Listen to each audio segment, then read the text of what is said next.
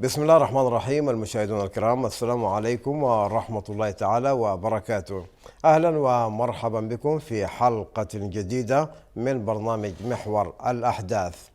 نتناول في هذه الحلقة عددا من القضايا الراهنة، ويسعدني في هذه الحلقة أن أرحب بسعادة السفير الصادق المقلي لإلقاء الضوء على هذه القضايا.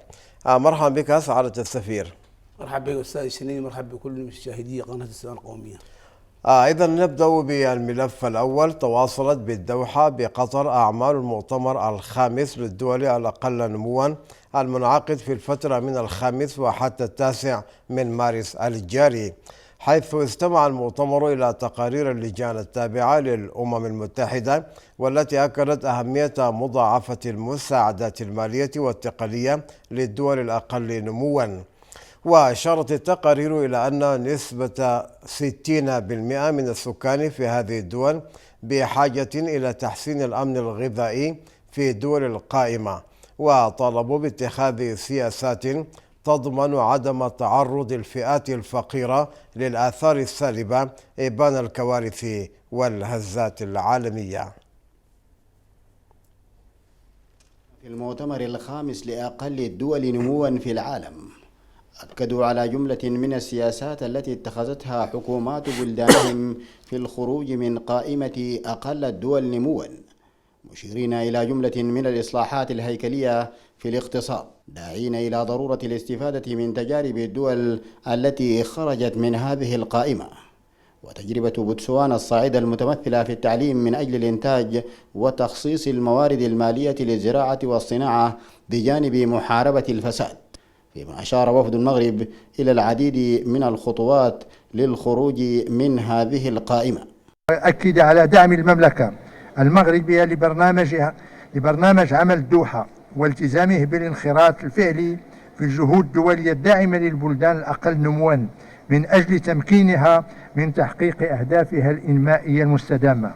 كما تجدد المملكة المغربية الدعوة لكافة شركاء التنمية وخاصة منظومة الأمم المتحدة للتنمية إلى تضافر الجهود من أجل تنفيذ الالتزامات وتحقيق الأهداف المسطرة، بما يضمن مواكبة عملية وفعالة الجهود البلدان الأقل نموا في مسيرتها نحو الاستقلال السلس والاستدامة من هذه الفئة. وفي السودان، أكد رئيس مجلس السيادة الانتقالي الفريق أول ركن عبد الفتاح البرهان في خطابه أن بلاده لأول مرة وضعت موازنة كبيرة للتعليم والصحة ضمن أولوياتها في الخروج من قائمة أقل البلدان نموا. وأعتقد أنه اتجاه الموازنة نحو تخصيص الكثير من الموارد كما ذكر الرئيس البرهان فيما يتعلق بالتعليم والصحة والخدمات بدلا من القطاع الأمني. أفتكر ده توجه جميل جدا، لأن ذلك يعزز في الإنتاج الزراعي والخدمات، وهذه القطاعات تحتاج إلى موارد إضافية، وأعتقد خطوة إيجابية ممكن يحصل فيها تحرك كبير إذا جاء أيضا دعم دولي من مختلف المؤسسات الدولية والدول. وزير الخارجية المكلف السفير علي الصادق أكد أن العديد من دول العالم أبدت رغبتها في مضاعفة المساعدات للدول الأقل نموا، وأن هنالك دولا أكدت دعمها ووقوفها مع السودان. وتم التأكيد على أن قطر تدعم جهود السودان في تحقيق معدلات عالية تمكنه من الخروج من هذه الفئة من الدول. برامج محددة وخارطة طريق مبرمجة في انتظار من ينفذها على أرض الواقع. 10 سنوات من عمر الزمان بين الدول الأقل نموا والمجتمع الدولي، التزمت فيها الدول المتقدمة بتقديم المزيد من المساعدات لهذه الدول للخروج من هذه القائمة، قائمة الدول الأقل نموا، لتلحق بركب التنمية والتقدم والازدهار لشعوبها. يوسف عوض الجيد، تلفزيون السودان، من العاصمة القطرية الدوحة. شكرا للزميل يوسف عوض الجيد، وشكرا لفريق تلفزيون السودان الذي يقوم بتغطية هذا المؤتمر من الدوحة. سعادة السفير، بداية يعني مشاركة السودان في هذا المؤتمر، كيف تنظر إليها؟ طيب، بسم الله الرحمن الرحيم، وهنا نستعين ونصلي وسلم على رسول الكريم. طبعا بالنسبة للأمم المتحدة، هذه هي المرة الثانية التي يشارك فيها الفريق أول عبد الفتاح البرهان في فعالية ضمن أو تقع في نطاق الأمم المتحدة كمنظمة دولية. يعني كانت المرة الأولى في سبتمبر الماضي عندما شارك الفريق أول البرهان في الجمعية الدورة بتاعت الجمعية العامة للأمم المتحدة. وكذلك أنا أفتكر إنه يعني الخطأ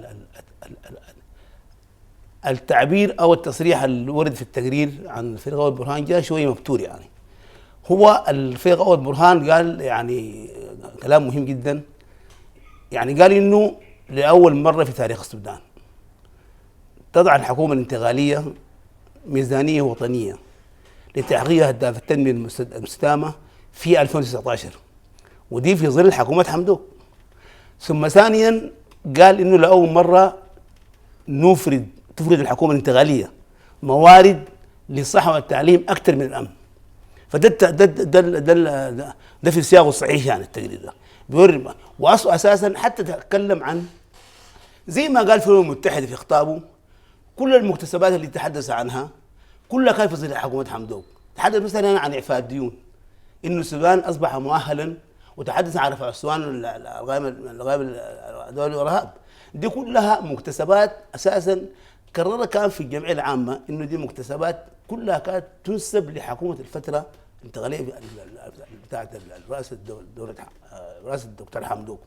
ولذلك المهم في الشغلة دي إنه ما في تنمية بدون استقرار، وما في استثمار. حتى لو كان تحدث الوزير عن قطر وما قطر أو غيرها، لا يمكن الدعم الدولي أو الاستثمارات دي لا يمكن تدين في مناخ معافى، مناخ استثمار معافى من حول استقرار الأمن واقتصاد اقتصادي، وده ما يفتقر إليه السودان حاليا. يعني ولذلك أنا أفتكر إنه التنمية المستدامة دي، التنمية ذاتها والاستثمار ده عنده عوامل كثير جدا لازم توفر له. أولا الاستقرار السياسي والأمني، ده مهم جدا. نمرة 2 الإصلاح بتاع النظام المصرفي لكي يواكب المنظومة المصرفية العالمية. نمرة 3 لابد من قانون للاستثمار جديد ونقلة نوعية في نوعية الاستثمار في السودان من حيث الأماكن، من حيث النوعية ذاتها. يعني ولا بد أيضا لا بد من تشجيع رؤوس الأموال الأجنبية، لا بد من تدفق رؤوس المال الأجنبي للاستثمار في السودان، وده بيتطلب طبعا استقرار سياسي وأمني تفتقر إليه حاليا الدولة، لأن الدولة حاليا تقريبا بلا حكومة بلا مؤسسات. ولذلك التركيز تحدث طبعا الفريق أول البرهان كما قال في الأمم المتحدة في نيويورك، نتكلم عن المشاورات السياسية الجارية بين المكون العسكري والقوى المدنية، وتحدث عن الاتفاق الإطاري. نعم. ولذلك افتكر دي نقطة الانجاح الاتفاق الإطاري العملية السياسية دي هي ربما تؤدي فعلا إلى فك العزلة من السودان وتدفق رأس المال الأجنبي لكن يحقق أهداف التنمية المستدامة. طيب سعادة السفير، حينما يقدم رئيس السودان بيان السودان في منابر الأمم المتحدة، يعني سبتمبر الماضي في نيويورك صحيح. والآن في الدوحة، ما هو مردود مثل هذه المشاركات على السودان؟ هو طبعا المجتمع الدولي طبعا الذي يخاطبه الفريق أول البرهان سواء في نيويورك أو في الدوحة ملم جدا ومتابعة دقيقة جدا للرهن السياسي في السودان. والمجتمع الدولي المانح أو المساعدة الدولية القارضة على رأسها مجموعة البنك الدولي ووكالة التنمية الدولية والدول الأوروبية الاتحاد الأوروبي والترويكا كلها رهنت. ولذلك يعني هي رسالة، يعني رسالة المجتمع الدولي إنه عن الرهن السياسي في السودان. وربطت هذه الدول والمؤسسات الدولية وشركاء التنمية ربطوا استعادة العون الدولي واستعادة أهم حاجة مشاريع إعفاء الديون الهيبك في مطار نادي باريس، رهنوه باستعادة التحول الديمقراطي. وافتكر انه كانت الاشاره واضحه جدا في نيويورك من الفريق أول البرهان انهم ملتزمين جدا. تحدث في نيويورك عن 4 يوليو وانه الرئاسه العسكريه قررت مغادره المشهد السياسي وترك الامر للقوى المدنيه. تكرر هذا لكن بكل اسف 6 شهور مضت على 4 يوليو، يمكن 8 شهور تقريبا مضت على 4 يوليو، وجانا 5 ديسمبر اللي هو الاتفاق الاطاري اللي وقع عليه الفريق الاول برهان. فدي كلها يعني في اطار انه السودان يكون فيه تحول ديمقراطي، عشان هو مهم جدا، لانه المجتمع الدولي المانح والقارض والمؤسسات الدوليه التنميه الدوليه كلها وشركات التنميه رابطين عوده السودان الى المجتمع الدولي وفك تعليق مسار الديون بالتحول الديمقراطي في السودان. طيب يا سعادة السفير، في جدل حول هذه الجزئية، يعني الربط مثلا التمويل من المؤسسات الغربية، تمويل ودعم السودان بالتحول الديمقراطي، وأحيانا مربوطة مثلا بقضايا حقوق الإنسان. الآن في تجربة جديدة على المستوى الدولي هي تجربة الصين، هي لا تربط هذه المساعدات بأي قضايا مثل الديمقراطية وحقوق الإنسان، هي تربط هذا الدعم مباشرة بما تحتاجه الدول في مجالات التنمية والبنية التحتية. هل فعلا حينما نقول بأن المجتمع الدولي ممثلا في الغرب هو يدعم السودان بشرط التحول الديمقراطي، هل هذا هو فعلا يعني هل هي كلمة حق أريد بها باطل؟ هو طبعا لا absolutely no. هو طبعا في اختلاف كبير جدا بالواقع السياسي في الصين وفي الغرب، ما في يعني دي مسألة يمكن مختلفة جدا جدا. الصين لا تهبى بحقوق الإنسان حتى في بلد ذاته. الصين طبعا من الدول اللي منتهكة حقوق الإنسان، وأقرب مثال لذلك هو الاضطهاد الأغلبية المسلمة الإيغور في الصين، ودي مناسبة يمكن الجرائم التي ترتكب في حق الأغلبية المسلمة الإيغور في الصين ترغي إلى جرائم ضد الإنسانية. ولكنها ساهمت في التنمية. أتم الفكرة. نعم. هم ما عندهم، ما بيربطوا بحكاية عشان كده بيربطوا، هم ما عندهم لا يابهون بحكاية حقوق الإنسان، بعكس الغرب. والغرب بالمناسبة ذاته حسب من أمريكا ذاتها تهتم بالديمقراطية في بلدها، لكن خارج بلدها ما بالضرورة تشجع النظام الديمقراطي، بدليل إنه هسه التحالف الموجود الرباعي بالتحديد اللي هو التحالف الديمقراطي ده أساسا يعني ما جاء عشان يدعم الديمقراطية، التحول الديمقراطي بيرسي، لكن بيفتكروا التحول الديمقراطي والنظام الديمقراطي هو السبيل الوحيد لاستقرار السودان بالنسبة لسببين هامين جدا. والقصة دي كلها بتفرض المصالح. طبعا المصالح دي عندها محورين. المحور الأول هو الموقع الاستراتيجي الجيوستراتيجي للسودان في البحر الأحمر والقرن الأفريقي، وده في مواجهة التكالب الروسي والصيني والإسرائيلي في المنطقة. ده مهم جدا، ده السبب الأساسي. السبب الثاني موارد السودان الضخمة جدا، العذراء الكبيرة جدا. فده سببين اللي بيخلوا المجتمع الغربي يدعم التحول الديمقراطي، بدليل انه التحالف الرباعي ذاته اللي لاحظت انه فيه انظمه متباينه في السيستم النظامي بتاع الحكم. دي القصه مو يعني ما فيها مثاليات، يعني مثلا ما فيها مثلا يعني هو يدعم فيها الولايات المتحده الامريكيه بالتحديد بتروج مصالحها علاقاتها وفق مصالحها الاستراتيجيه والاقتصاديه. يعني هو الدعم السودان بشرط التحول الديمقراطي ممكن يكون في ضلع المثلث الثالث لتحقيق مصالحهم. ابسوليوتلي نعم. وصل في النهايه قلت لك انا هم وصلوا لكونكلوجن طبعا بعد فشل الطيره بتاعت الحكم العسكري بالذات 16 فهد دي، هم بيعتقدوا انه لا سبيل لاستقرار السودان في ظل الحكم العسكري، ولذلك هم دعموا التحول الديمقراطي ده مش عشان يعولوا الديمقراطيه بيرسي بحد ذاتها، ولكن لا يعتقد انه الاستقرار في السودان لا يتاتى ولا يتم الا في ظل حكومه ديمقراطيه منتخبه برلمانيه تعدديه في السودان. ده رايهم، ده رايهم هم، يعني مش ده رايهم هم يفتكروا كده، وهم طبعا هم عندهم الحق في انه يعني يلتزم ممكن تقولوا انت ليه فرضتوا مثلا التحول او رهنتوا التحول الديمقراطي، ده ما هو دي السياسه بتاعتهم، السياسه دي. بعدين في حاجه غريبه جدا، وطبعا السياسه بتاعت ربط الرهن، اوكي الرهن عوده العلاقات الدوليه والمصرفيه للسودان بتحول الديمقراطي، ده مطلب الثوره، مطلب القوى المدنيه كلها، ما في حاجه غريبه يعني. ده المطلب الاساسي بتاع الاتفاق الاطاري، والمطلب بتاع القوه بتاع الشارع انه دوله مدنيه ديمقراطيه تعدديه. هم بيدعموها، اذا دعموها مع تلاقت مصالح الثوره والقوى المدنيه مع المصالح او مع الشرط الامريكي او الشرط الاوروبي ده يعني، فما في قضاء يعني. نعم.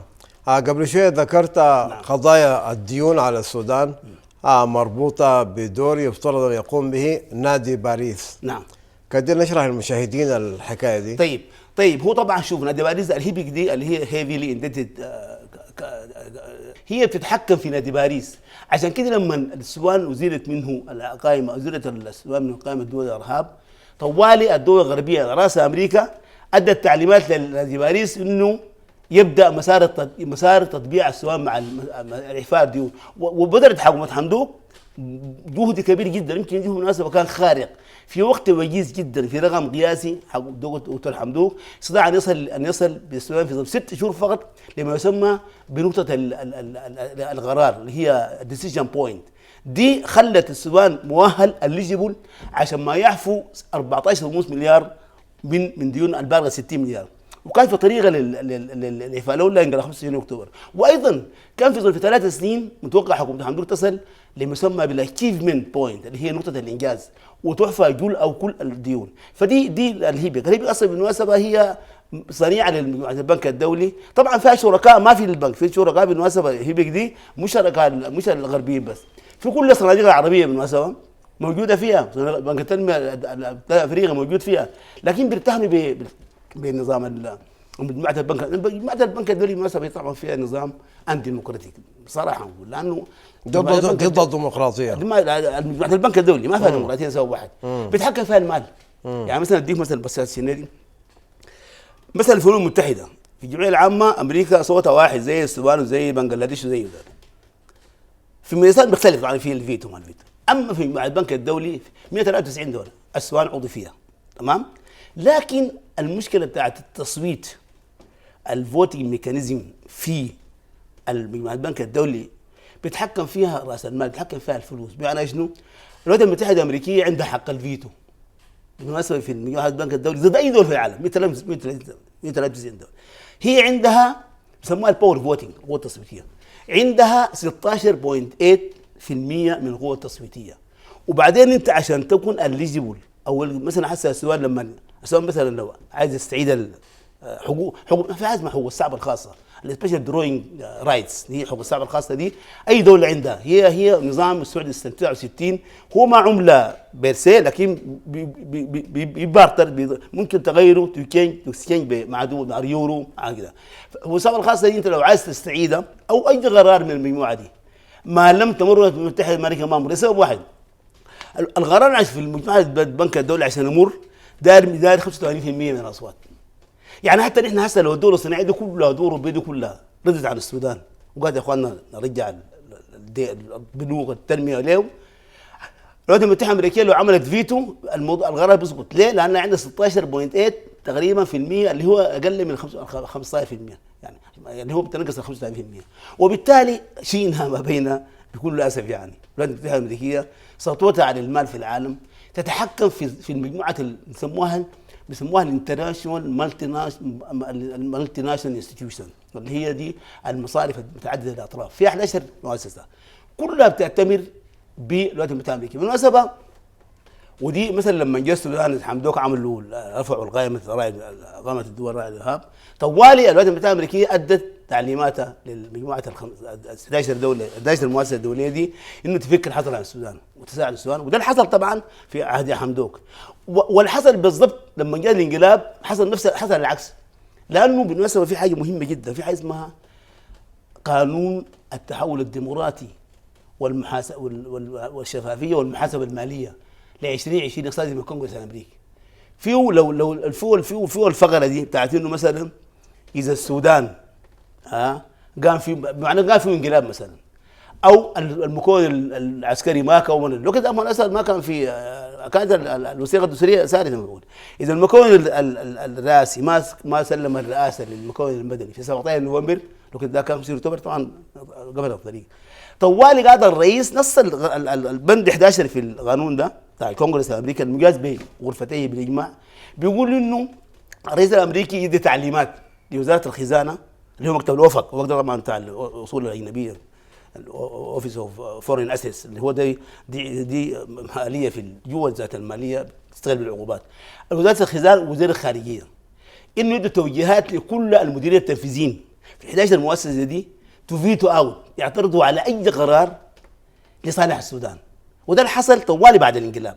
عشان كده جيت حسه الوزاره الدوليه دي اسوي الاساسي فيها غير الترويكا وغير الدول الاوروبيه والاتحاد الاوروبي وفرنسا والمانيا، الولايات المتحده الامريكيه دول مصدرين في الموضوع. هل استطاع نادي باريس تخفيض ديون السودان؟ طبعا هو كان ان ذا بايب لاين، كان موجود الموضوع ده ماشي في الخط في الطريق يعني. لما حكومه حمدوك وصل لحيث ما قلت لك الديسيجن بوينت في ظرف 6 شهور، كان في طريقه لاعفاء 14 مليون دولار، مليار دولار من ال 60. لكن طبعا لما جاء الانقلاب 25 اكتوبر طوال قفل الطريق وعرقل مسيره الاعفاء الديون، وجمدت نادي باريس جمد اعفاء الديون دي بتعليمات من البنك الدولي مع البنك الدولي لاعفاء الديون، جمدها معلقه هسه يعني الديون دي بالمناسبه هي ما ملغيه، اعفاء الديون ده معلق سسبندد يعني مش ملغي ما كانسل، والعون الدولي برضه سسبندد، دي كله بتعنيات من مجموعه البنك الدولي. ولذلك لم يستطيع السودان الاستفاده من انه الليجيبل للهيبك في باريس، لانه الانقلاب 25 اكتوبر قطع الطريق. ساعتك انت يعني عملت في وزاره الخارجيه لاكثر من 30 عاما. نعم. وبالتاكيد اشتغلت في عدد من المحطات خارج السودان. نعم. هل وقفت على تجربه فعليه لدعم الدول الغنيه للدول الفقيره بدون مصالح بدون شروط سياسيه؟ هو طبعا المشكله الاساسيه الدول دي الناميه السودان دي بالمناسبه يعني غدر يكون من الدول الناميه ال دي سيز اللي هو الدول الغنى نموا، وهو المفروض يكون خلاف ذلك. عشان كده حسن مثلا يقول لك البنك الدولي فشل مثلا في دول كثيره جدا. فشل ليه؟ لان الدول دي ما فيها موارد. الدول مثلا كانت تشاد كان الدول الافريقيه الوسطى كان الدول حولنا يعني. حتى اسرائيل ذاتها بالمناسبه ما عملت فيها حاجه لانه ذاتها ما فيها موارد زي السودان، موارد ضخمه جدا جدا. ما نحسه في النهايه هي وين وين يعني بالنسبه للشراكه، المساله بتاع الشراكه مصالح مشتركه، بمعنى انه العون الدولي يختلف من العون الدول الثانيه دي. نحن مستفيدين جدا لانه نحن في مرحله طلعنا من نظام شمولي 30 سنه داخلين في مرحله انتقاليه، ولذلك يكون لابد من برنامج اسعافي عشان التلبستان والفيتا لحد ما نجيب على قدمينا. دارين برنامج اسعافي ده محتاج للبنك الدولي والمجتمع الدولي. ما سووا في العون الانساني يعني ما ننساه. العون الانساني ده ما هو مجان. مثلا اوريها مثلا برنامج سمرات كانت 100 مليون دولار دي تجي للعون الانساني الناس الشرائح الفقيره يعني. في مثلا القمح الامريكي مثلا كان 250,000 فدان، في اشياء كده انسانيه كان ماشيه يعني بدون مقابل، في يعني وقف الانقلاب كلها يعني القروض التنمويه بتاعت البنك وقف الانقلاب برضه. يعني حتى العون الانساني فيه برضه جدل دولي، يعني يقال بانه حينما تقدم الدول الغربيه العون الانساني للدول الاقل نموا او الدول الفقيره هي في الاصل هي استنزفت مواردها الخام وقدراتها وثرواتها، وهذا العمل الانساني هو التغطيه لهذا الاستنزاف في الماضي. لكن هسه نحن هي لما جاءت العون الانساني في السودان مثلا المتحده الولايات الامريكيه في عهد الانغاز مثلا 30 سنه دي ما وقفت العون الانساني.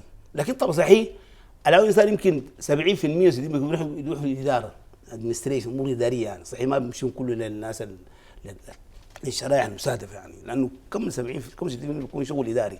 لكن انت هسه هو نحن الليله في السودان ده ما بنقول استنزفت موارد، لا نحن ادتنا عون انساني بنفسر في الثمرات دي وعون ومنح جايه من فرنسا والمانيا منح لدعم التنميه ولدعم الكهرباء والطاقه الشمسيه دي كلها كانت ماشيه بالطريق دي ما لانه ما تجي الشركات هسه مثلا في كندي مشروع في شركات كنديه وامريكيه زارت مشروع الجزيره. مفتكرين السودان ده طبعا مشروع الجزيره بكل اسف مشروع الجزيره ده المشروع الوحيد اللي في العالم اللي بيزرع بري انسيابي مجاني. نعم. ما في. عشان كده هم البوتنشاليتيز اللي هي الثروات اللي بتاعت السودان دي بالنسبه للدول الغربيه مهمه جدا. ما هو في النهايه المقابله ما انت مصلحه مشتركه، انت عشان تقدر تستثمر لا انت تخش في شراكه بتاعت نديه يعني مش استغلال يعني ما في استغلال في حاجه يصل للموارد. نعم. انت ازمه زي التاجر انت بضاعتك في يدك وكل شيء في يدي صح؟ يعني ساعتك حتى هذه الشراكه او هذه المصلحه المشتركه ايضا فيها جدل يعني هنالك من يقول في منابر الدولية أن الأغنياء يزدادون غنى والفقراء في الدول الفقيرة يزدادون فقرا. ولكن لنختم هذا الملف، قطر في هذا المؤتمر تعهدت بدعم السودان. هذا طبعا يقرأ في إطار العلاقات السودانية الخليجية والعربية. كيف تقرأ التزام قطر بدعم السودان؟ هو بناء لكلامك ده كلامك صح. البلد في عدم مساواة في حتى توزيع الموارد، وفي طبعا هيمنة الدول الغربية على رأس المال. وطبعا المسألة دي ترجع من زمن الاستعمار، من الاسترغاء والاستعمار والنهب موارد الدولة. ما الدول دي كلها في النهاية بنت تصاد على الموارد الخام بتاعت الدول الافريقيه من الاستعمار يعني. لكن انت كمان ما هو قلت لك في زي عنده زي تيجي نهايه اليوم بتجي امريكا فرنسا داخل السودان، فانت اساسا هم فلوسهم في جيبهم وانت مواردك في عندك، ما بتقدر تسيطر على مصر. في النهايه المساله دي موجوده تقوم على المصلحه المشتركه يعني. السودان بيختلف من الدول الثانيه ليه؟ لانه السودان دي فيه موارد ضخمه. السودان مثلا الدوله الوحيده في العالم اللي فيها 3 موارد المياه، بنفس في المياه زي ما تيجوا بنفس في كلام مهم جدا تكلم الفريق والبرهان في خطابه ده عن ازمه الغذاء في العالم. والسودان مؤهل جدا يكون زي استراليا وكندا يحل الازمه بتاعت الغذاء في العالم، لكن في ظل مناخ معافى، مناخ استثمار معافى، في ظل استقرار امني. ولذلك المسائل دي كلها يعني شفتها مهمه جدا للسودان والمصادر المياه دي في مشكله ازمه المياه، حرب المياه سموها كمان. كيف يمكن أن يساهم السودان في تحقيق الأمن الغذائي العربي؟ يعني ما قاله البرهان الآن في الدوحة قاله في منابر أخرى، وقاله أيضا في القمة العربية في الجزائر، والتي أجازت يعني خطة السودان لتحقيق الأمن الغذائي العربي. كيف يمكن تحقيق هذا الهدف؟ هو طبعا شوف المبادرة بتاعت اللي قدمها السودان في 2013 في قمة الرياض الاقتصادية دي أجازوها، ولكن توقفت طبعا. في النهايه توقفت لانه مع انه هو انت عشان تيجي تعمل الاستثمار في مجال الزراعه والحيوان والثروه الحيوانيه ما ده استقرار سياسي. فمثلا الدول في عهد الانغاز كانت مقاطعه من وسائل المصارف. هو اصلا مثلا ما انا قلت لك واحده من اليات التنميه والسلام والاستثمار هي النظام المصرفي. طيب اذا انت مثلا امريكا دي كانت 100 مصرف زمن الانغاز ولا حد بعد الانقلاب هسه مقاطعه تامه تفرض عليه عقوبات للتعاون مع السودان. انت هتستثمر كيف؟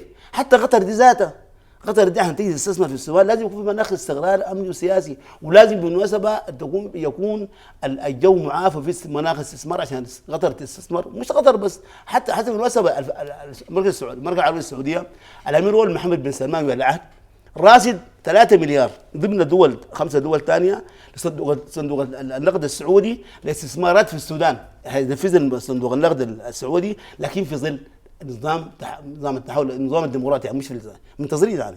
فعشان كده نفتكر انه المشكله الاساسيه استاذ هنيدي السياسيين والعسكر يتجادلون في المنابر وفي الاسافير، وانه بده يجيب زدام لمعاناه المواطن. البلد بقت في حاله موضع خطير جدا. هم دي حقه سبب اساسي يدفع بالناس زين ينتهوا من العمليه السياسيه دي بسرعه جدا، لانه في معاناه رهيبه. بالمناسبه في الحاله الاقتصاديه دي وضع مزري. في مثلا شرائح مهمه جدا كلام، في شرائح 4-5 شرائح دي اصلا ما كانت بتاثر بالازمه. مثلا يعني شريحه السوق، يعني السوق ده زمان حتى ما الانغاز كان ماشي، الامور ماشيه كويسه جدا، ما كان في اضرار في السوق، ما حصل اضرار في السوق.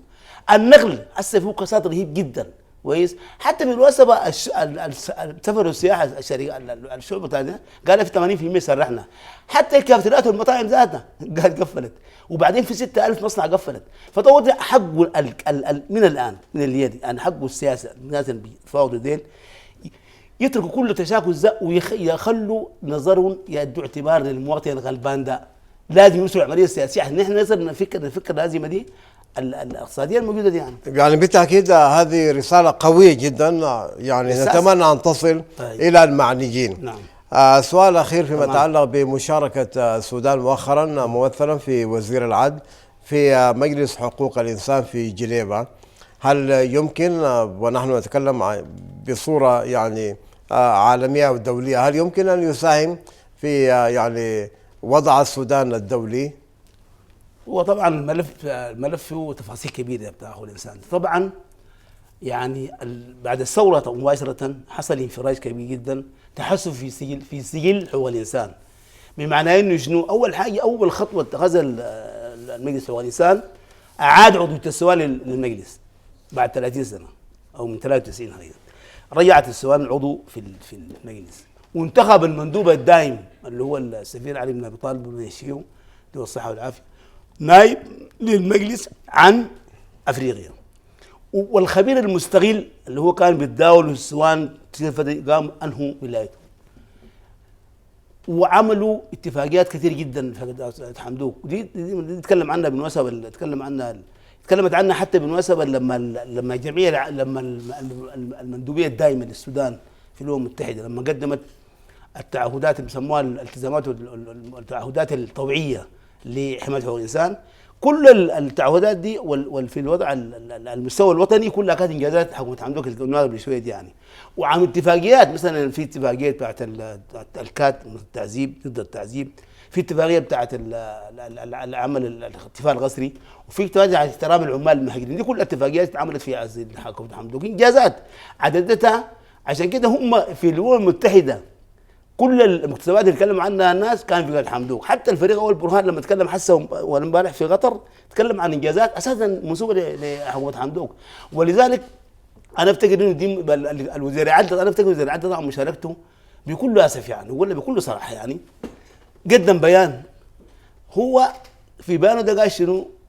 قال تواصل التزام السودان بضمانات حمايه حقوق الانسان والحريه والتعبير والحراك التظاهر العمليه التظاهر المستغل يعني السلمي، وهو يعايد لتوه من الخرطوم ودماء الشاب ابراهيم ميزوب لم تجف بعد، لم يفتح الله له بكلمه واحده.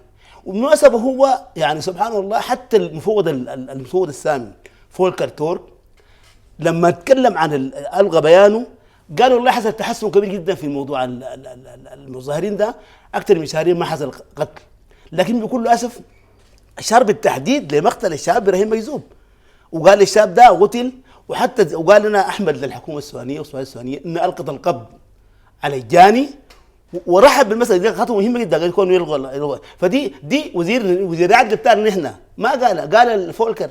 وبعدين هو وزير العدل لما مش يتكلم عن التزام السودان بالمظاهر السلميه والحراك السلمي ده، ما هو جمع خرطوم والواد ده مات في الشارع عشان يعني يقول لك انه بالمناسبه حقه الناس. وبعدين حاجه غريبه، وزير العدل اتكلم عن الوثيقه الدستوريه، يعني حتى وزير العدل لما اتكلم في جنيف في بيانه ده يتكلم عن الوثيقه الدستوريه كانه الوثيقه الدستوريه حسها ما في حاجه غيرها حصلت ولا في اتفاق اطاري ولا في عمليه سياسيه. يعني هو الكلام اللي قاله الفريق اول برهان في قطر يتكلم في نيويورك عن العمليه السلميه، وتكلم في دوحه عن العمليه السلميه في اطار الاتفاق الاطاري.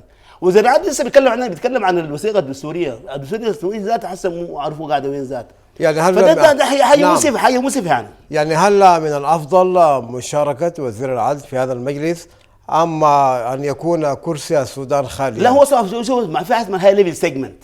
هاي ليفل سيجمنت دي اصلها هو ده الاجتماع الوزاري على المستوى الوزاري، كل وزاره عدل او مره وزاره خارجيه. هاي ليفل سيجمنت دي الجلسه بيشاركوا فيها كل وزاره عدل وزراء الخارجيه في الهاي ليفل سيجمنت دي رفعت المستوى. فدي مساله مفروض سنويه، حاجه روتينيه مش وزاره عدل. هو مشى، لكن بكل قلت لك هو في بيانه ده كان على الاقل يقول والله السودان ده لانه الحاجز بتاع الشاب ده العالم كله يعني بقضيه راي عام صح دخلوا خارج السودان، يعني هو كان على الاقل الكلام اللي قاله فولكر ده يقوله، يعني هو والله نحن والله فعلا نحن تقدم ما في حصل كان واحده معزوله السلطات الغت على القبض مقدمه للمحاكمه دي لو قالها كان على الاقل تشفق عليه الناس، لكن هو اصلا يدين جيب دام لا اللي موضوع الشاب اللي قتل ده وقال هو قال شنو؟ قال ما زالت الحكومه السودانيه ملتزمه بضمانات حريه التعبير والتظاهر السلمي. نعم اذا هو جاي عايد بتوهي من الخرطوم والولد لم تجف دماغه.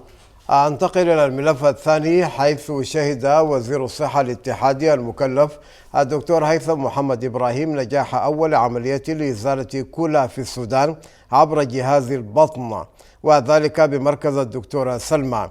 وأبدأ الفريق الطبي السوداني بقيادة مدير المركز القومي لأمراض وجراحة الكلى الدكتور نزار زلفو ومساعديه. وأشار الوزير إلى أن البرنامج يعد من أنجح البرامج ويسهم في توطين علاج أمراض الكلى بالبلاد.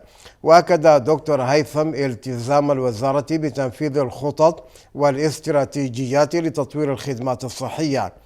من جانبه أشار استشاري جراحة المسالك البولية وزراعة الكلى دكتور حسن بابكر الحاج إلى الإمكانات الكبيرة لجهاز منظار البطن، وأن العمليات تعد من العمليات الرائدة والقياسية في العالم.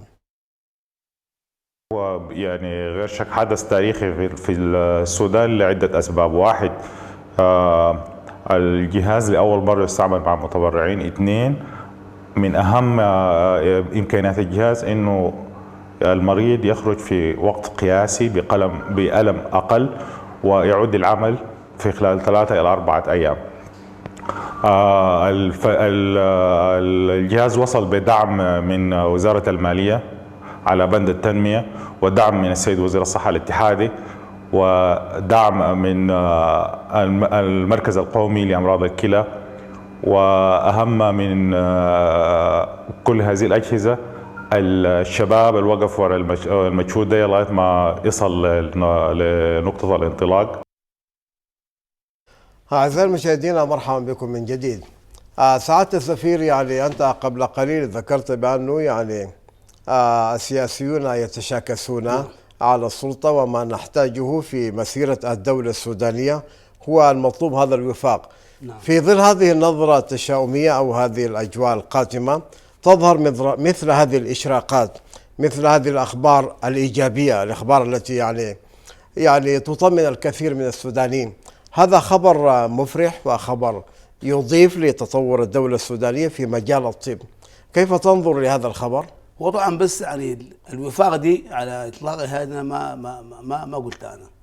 الوفاق يمكن حد في حد ادنى، لانه حكايه وفاق وطني وحوار السوداني ده خارجين المربع الاول.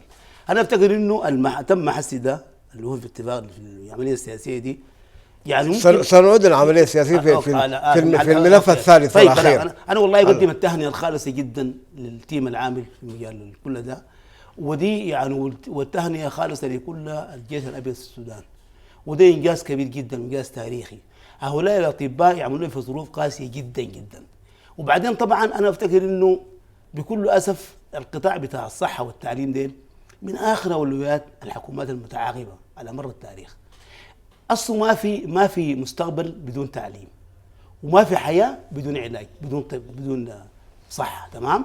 ولذلك دي يعني شريحتين مهمه جدا في المجتمع. ما في زول يعني مثلا اديك مثل بسيط جدا، يعني مثلا حسه الطبيب ده، الطبيب الاخصائي يعني مرتبه ما يفوت 80,000 جنيه، اللي هو ده حوالي 500 ريال، كويس. والطبيب مرتب فيه اطباء بتاع باطنيه جداد مرتبهم 90,000 جنيه. فدي مثلا ما تفوت لها 500 ريال يعني. طيب عشان كده بقول لك انه دي شريحه يعني مغلوب على امرها بالذات، لانه في صحيح في اخصائيين كانوا نتكلم عن وفي مناسبه في معلومه خطيره جدا، في اكثر من 10,000 طبيب في السودان من هاوسمان شبر لاطباء عموميين ما لاقيين وظائف في وزاره الصحه لانه ما في امكانات لهم.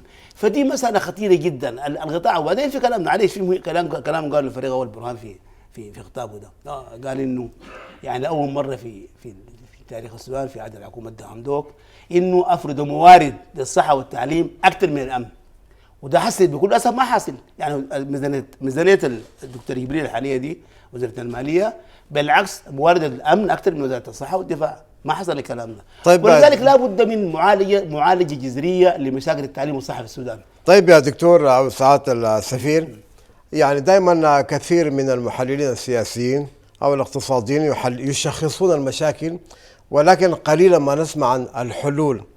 إذا كان هذا الواقع الطبي بهذا الوضع كما تفضلت، ونحن نسمع بأن يعني آلاف الأطباء صحيح. هم يقودوا المجالات الطبية في عشرات الدول خارج السودان، ونسمع عن إشراقات يعني كبيرة وجذابة ومفرحة عن الأطباء السودانيين في الخارج، ونسمع عن أنه هنالك أجهزة يجب أن توفر في المجال الطبي. يعني ما هي الحلول؟ ما هو المطلوب حتى تكون السودان نفسه دولة جاذبة حتى للاستثمار العلاجي؟ والله احنا برضه نقرب التهنئة الخاصة لأطبائنا في الخارج. في مرة إحصائية عن المملكة العربية السعودية عملوا كده زي مسح استقصائي عن الاخطاء الطبيه في المملكه العربيه السعوديه، ووضعوا انه زيرو ايرور، يعني بالنسبه للسودانيين زيرو ايرور، يعني ما في اي يعني خطأ طبي، ما في اي خطا طبي في من جانب الاطباء السودانيين، بالعكس من كل الجنسيات الثانيه، كان مصريين كان هون كان غيرهم لقوا اخطاء طبيه بخلاف السودانيين. فدي مساله اعتقد دي مساله مهمه جدا جدا، دي ورينا كفاءه وتجرد الطبيب السوداني. ما هو المطلوب؟ وبكل اسف هم بقت المنطقه بقت المهنه في السودان مهنه طارده. الناس كلهم دلوقتي زحف بالمناسبه في ايرلندا حسين، في ايرلندا وبريطانيا في اكثر من 65,000 طبيب. يعني معقول يا اخوان عندنا 10 يعني عشان كده قلت لك انه المعالجه لابد انه يفرض ميزانيه في الميزانيه. وحسب طبعا الميزانيه هسه ما في ميزانيه، طبعا هسه ما في موارد، ما في حكومه. افراد ميزانيه واحد افراد ميزانيه، اثنين لا مش ميزانيه بس، لازم تكون النسبه المئويه الخاصه بالصحه والتعليم في الميزانيه القادمه تكون تفوق ميزانيه الامن والدفاع. هي تقريبا 15% على ما اعتقد. هي 15% او 12% حاجه زي كده، لكن ما كفايه يعني. افتكر انه حقه تزاد هذه النسبه دي عشان الناس يكون في تشجيع وتحفيز للناس اللي بيشتغلوا في ظروف قاسيه جدا في السودان، في المركز وفي الاقاليم، بيعانوا في الريف، يعني بيعانوا الاطباء بيعانوا بظروف قاسيه جدا. فضلنا 4 دقائق، كنا نود أن نمضي في هذا الملف، ولكن دعني أختم هذه الحلقة بالملف الأخير. أكدت السلطات التنفيذية وقطاعات الشباب بمحافظة قيسان أن عودة الآلاف من معسكرات اللجوء بدولة إثيوبيا إلى مناطقهم الأصلية تمثل الأمن والأمان والاستقرار بالمناطق الحدودية. وناشدت مكونات المجتمع بمحافظة قيسان حكومتي المركز وإقليم النيل الأزرق بتوفير الخدمات الأساسية خاصة الطرق والصحة والتعليم والمياه لإنهاء المعاناة وإكمال حلقات السلام. الواقع بمحافظة قيسان رغم الظروف التي مرت بها إلا أنها بدأت تتنفس الأمن والاستقرار من خلال عودة عشرات الآلاف من معسكرات اللجوء بدول الجوار إلى مناطقهم الأصلية. قيسان بلد جميل، بلد متسامح، فيها يجي يسكن فيها أي قبيلة، لكن نحن الحاجة اللي بتشتتنا نحن ما عاوزينه. نحن من هنا بنناشد الأهل والمواطنين من كافة مراكز اللجوء والنزوح إنه يرجعوا للوطن ويرجعوا لبلدهم عشان نقدر مع بعض نعمر ونبني ونطور بلدنا إن شاء الله. إذن فما هو المطلوب من قادة الإدارة الأهلية للمحافظة على لحمة مكونات المجتمع خاصة في ظل التحديات التي تمر بها البلاد؟ والناس ما تتناحر، لأنه التناحر من أصعب الأشياء.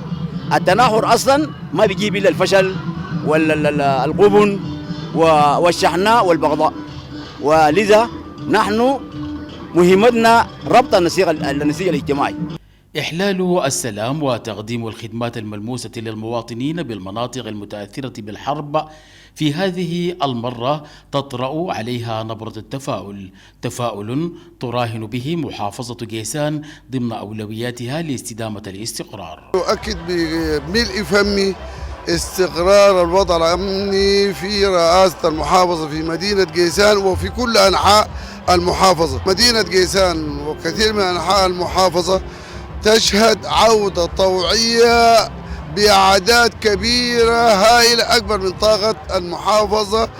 في هذه الناحية مطالب عودة اللاجئين والنازحين كثيرة وعديدة من صحة وتعليم ومياه وطرق وكل أساسيات الحياة. البرامج والمشروعات التي تنتظرها المناطق الطرفية يرى مراقبون أنها مكملة لعمليات الاستقرار.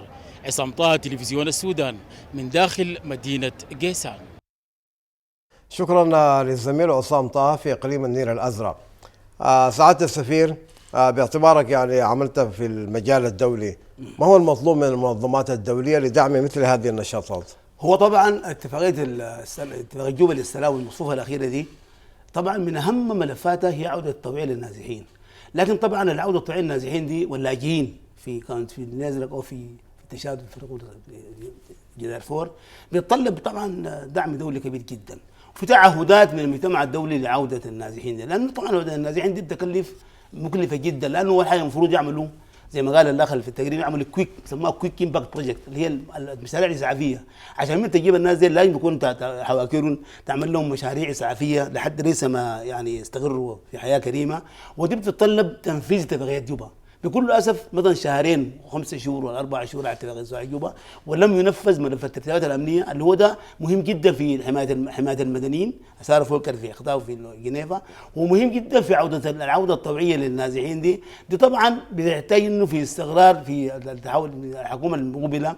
واحده من اولوياتها انه مع المجتمع الدولي جنب الى جنب، لان دي يعني بتحتاج لاموال طائله جدا ترجع النازحين كل في الدول المجاوره دي لحواكرهم ومواكرهم، وننام المجتمع الدولي يفي بالتزاماته في الحكومه القادمه لعوده هؤلاء الناس الى حواكرهم ومواطنهم. نعم، طبعا ايضا هنالك سعاده السفير في حديث عن عدم التزام المجتمع الدولي تجاه الاتفاقيه. على العموم اعزائي المشاهدين، على أن نعلن عن ختام هذه الحلقة، أرجو أن أتقدم بالشكر الجزيل لسعادة السفير الصادق المقلي، وشكرا لكم أعزائي المشاهدين، وحتى لقاء جديد بمشيئة الله تعالى. هذه تحياتنا، ويبقى الوطن في حدقات العيون.